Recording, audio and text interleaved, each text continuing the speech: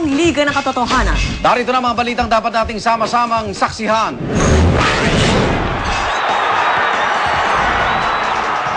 Matapos mapasuko si Oscar the Golden Boy de la Hoya sa makasaysayang dream match, pampansang kabao Manny Pacquiao, ipauubaya sa kanyang promoter ang susunod niyang makalaban sa ring.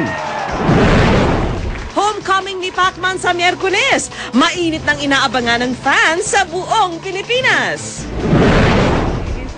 Mga kaanak, kaibigan at tagahanga ni Marquisielo, puno ng hinagpis sa biglaang pagpanaw ng aktor. Mga naging kontribusyon sa showbiz ng Starstruck Batch 3 Ultimate Soul Survivor, sinariwa ng mga kapwa-artista.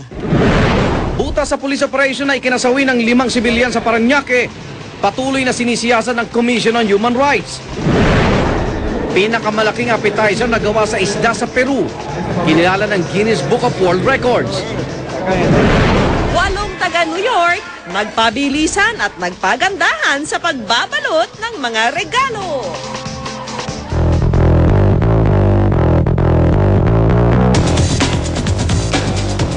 Matapos mapasuko si boxing legend Oscar de la Hoya sa makasaysayang dream match, naniniwala mga boxing analyst na malayo pa ang mararating ni pambansang kamao Manny Pacquiao sa larangan ng boxing. Sa kanyang ipinamalas na liksi, lakas at estilo, napabilib ni Pacman ang pinakamalalaking boksingero, pati na ang mga minsang nagduda sa kanyang kakayahan. Narito po ang report. Sa itinuturing na pinakamalaking laban ng kanyang boxing career, kitang-kitang isang mas mahusay na Manny Pacquiao ang humarap kay Oscar the Golden Boy de la Hoya. Partikular na kinabiliban ng boxing analyst na si Ronnie Daniels ang bilis ng footwork na ipinamalas ni Pacman at ang bagong teknik na bumuta sa depensa ni Golden Boy. He did everything planned out by Federo. Ibig sabihin, pasok-labas, come at different angles, use your speed, use your good footwork, lahat ang ginawa. Pero kung ang husay ang pinakita ni Pacman, siya naman umanong pagbabago sa performance ng 35 anyos na si De La Hoya na bigong masabayan ang bilis ng kamao ni Manny. Katunayan, sa 402 punches na pinakawalan ni De La Hoya, 83 lang ang kumonekta. Pabirong hirit tuloy ni Vice President Noli De Castro. Si Manny, pagkakit ko sa ring, walang kagalos-galos sa mukha niya. Biniro ko nga siya, Manny, yung tagihawat mo lang ang pumutok. Malayo sa tinamong pinsala sa mukha ni Golden Boy. Bakit nga naman hindi gayong sa 585 suntok na pinakawalan ni Pacman, 224 rito ang sumapol kay De La Hoya. I knew he was too fast, it'd be hard to hit him. If you couldn't hit him, he was a punch back. Oscar shouldn't be fighting anymore. Maging si Ricky Hatton na sinasabing susunod na makakalaban ni Manny, bilib sa pinamalas ng pambansang kamao. I'll take it off to him. Ang dati naman tinalo ni Manny na si Juan Manuel Dinamita Marquez, hamon ang tinapat kay Pacman. If Manny one fight in 147, I going over 147. Yeah, Manny, you fight with me again. Hindi ba malinaw kung sino ang susunod na makakalaban ni Pacman? My job is to train hard and to fight in the ring. I think it's my promoter's job to negotiate whatever who's my opponent on the next. Para sa saksi, ako, si Susan Enriquez, nag-uulat. Bala David and Goliath, kung ilarawan ng ilan ang bakbakang Pacquiao at De La Hoya, balikan po natin ang makasaysayang tagpo na nasaksiyan mismo ni Chino Trinidad sa Las Vegas, Nevada. National pride ang pinaglalabanan niya. Let's get ready to rumble!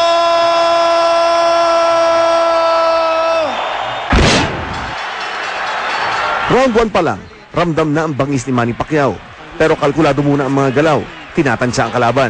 Grade man, kita na agad ang bilis at liksi ng mga paa ni Pacman. Kaya nang subukin, nagminti sa mga pinakawalang suntok ni Golden Boy. Pansamantalang nadikit sa lubid si Pacman. Pero agad din siyang bumawi at nagpakawala ng 2 left jab.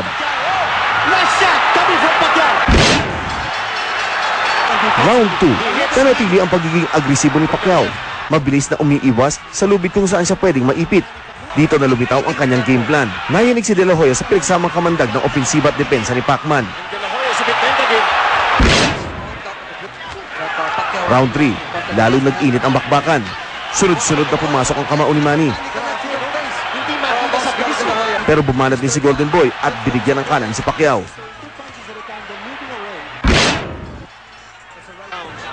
Round 4, gigil na binuksan ni Golden Boy ang laban. Nagpakawala ng dalawang kanan, pero sa galaw ni Pacman, kitang nahihirapan siyang sundan ito.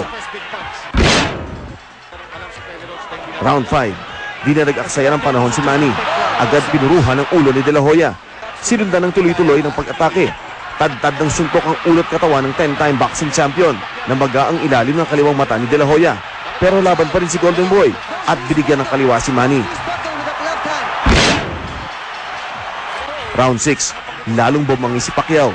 Sunod-sunod na pinuruhan ng tagiliran ni Golden Boy. Tapos ang ulo naman ang binanatan.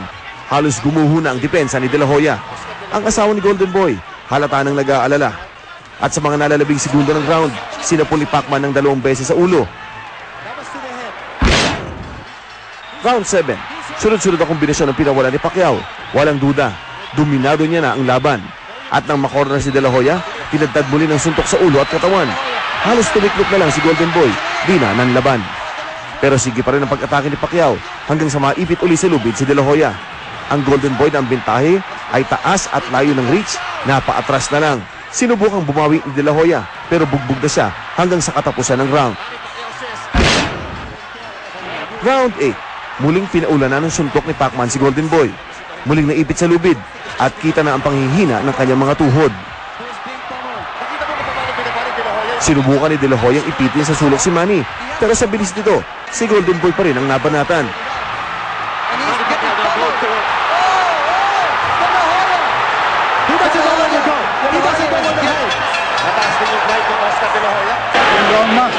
Un round más. Yeah. Stop it, Joe. Stop it. Looks like they're stopping it. Oscar De La Hoya has surrendered. It's over. It's over. Manny Pacquiao has won. Oscar De La Hoya has raised the white flag. Panalo po, Pilipino. Isang maluhaluhang Manny ang tumakbo sa sulok at lumuhod. Nagpasalamat sa kanyang makasaysayang tagumpay. Oscar De La Hoya, I think his time is up.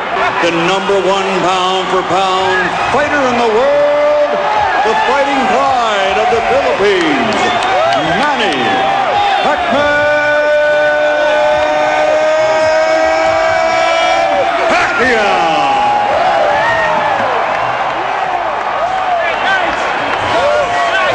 Who's the second happiest man today? Manny Pacquiao is a great fighter. He deserves all the credit in the world. He fought a tremendous fight, and he was a better man, and he deserves all the accolades. Si Coach Freddy Roach na minsan ang sinanay si De La Hoya, ninamnam ang tamis ng tagumpay. I saw him very sluggish in the Forbes fight. I thought, he couldn't pull the trigger anymore, and I proved I was right. That's what we were working every day at the gym. Speed will be the key of this fight. So that's what I'm talking about, and I use it tonight. So thank God for giving me the strength. Mula Las Vegas, Nevada, Chino Trinidad ang inyong saksi. Natunghayan po ng GMA News kung paano nag-umapaw ang tuwa ni Manny Pacquiao ilang minuto pa lang matapos ang kanyang naging tagumpay. At dahil mga dayuhan ang nasa loob ng dugout, buong tapang na sumabak si Pacman sa Inglisan. Saksi si Pierre Canghel. You didn't knock him out because I thought you were going to take it easy on him because he's Oscar. I said, it's your job. It's your job, Manny. This is the round. This is the round. You take him. Boom.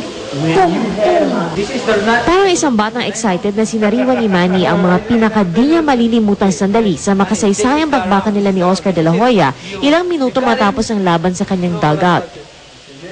Like when you attack someone who has no skill and they do that, I mean, Too quick to move away. Pero kwento ni Manny, sumuko man sa kanya si Golden Boy, hirap daw siyang patumbahin ito. Ilang beses daw niyang tinangkang mag-body shot pero nanatiling nakatayo si Golden Boy. Oscar, he respect my power. Ipinagmalaki pa ni Manny ang kanyang pagkikipag-usap sa telepono kay Pangulong Arroyo. I took to the president tonight, and she's so happy. Manny, I will, your birthday, happy birthday. We will celebrate your birthday here. I took to her in English. Huh? At habang naghahanda para sa kanyang post-fight press con, di na iwasang masambit ni Manny. I consider this a championship. Hey, you can believe from 135 moving up to 147. 130. In 1 year, huh? In 1 year. Next week, 30.